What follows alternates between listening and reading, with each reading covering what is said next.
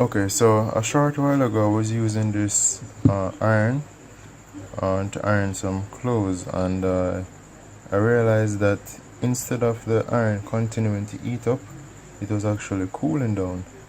And as I was moving the iron about, I realized that there was some sort of a spark coming from this area of the iron, right?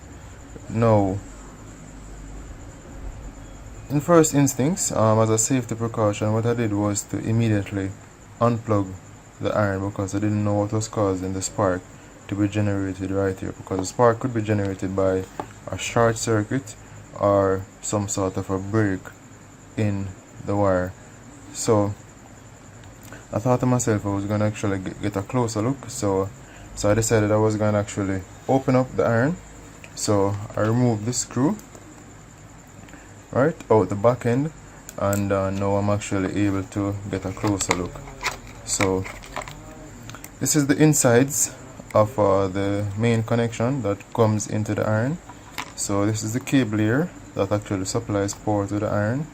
So if you look closely right here, there's a sort of a hole, right? And we look at the hole, there is no conductive wire being seen.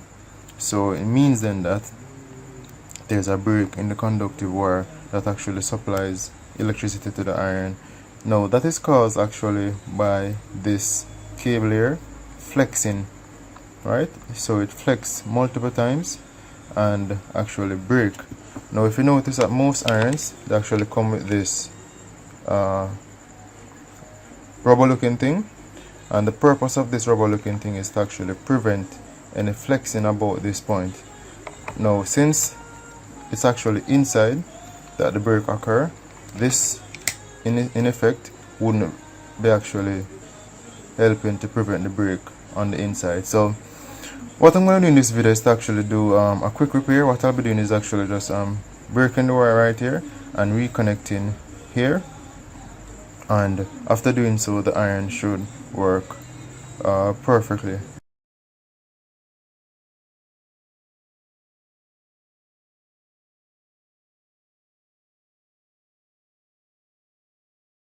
Okay, so this is the iron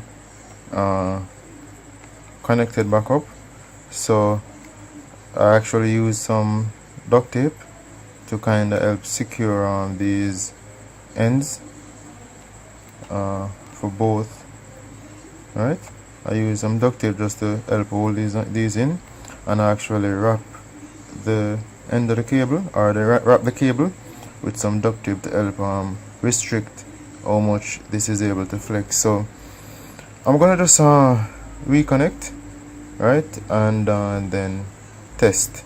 Okay, so I just reassemble the iron, and I've actually plugged it in.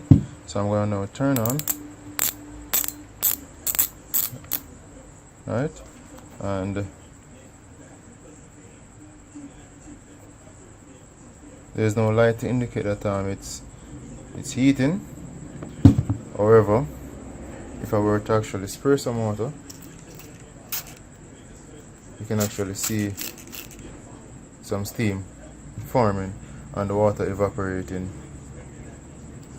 right? So this basically was just a quick video to showcase, see, right? So we know that iron is now heating. So this was just a quick video to show how I went about repairing this household iron, right? So if this video was helpful, please let me know in the comments below. Any questions you have, you can always ask them. I'll do my best to respond to you. And again, this is Junior Roberts with realjuniorroberts.com. Thank you for watching.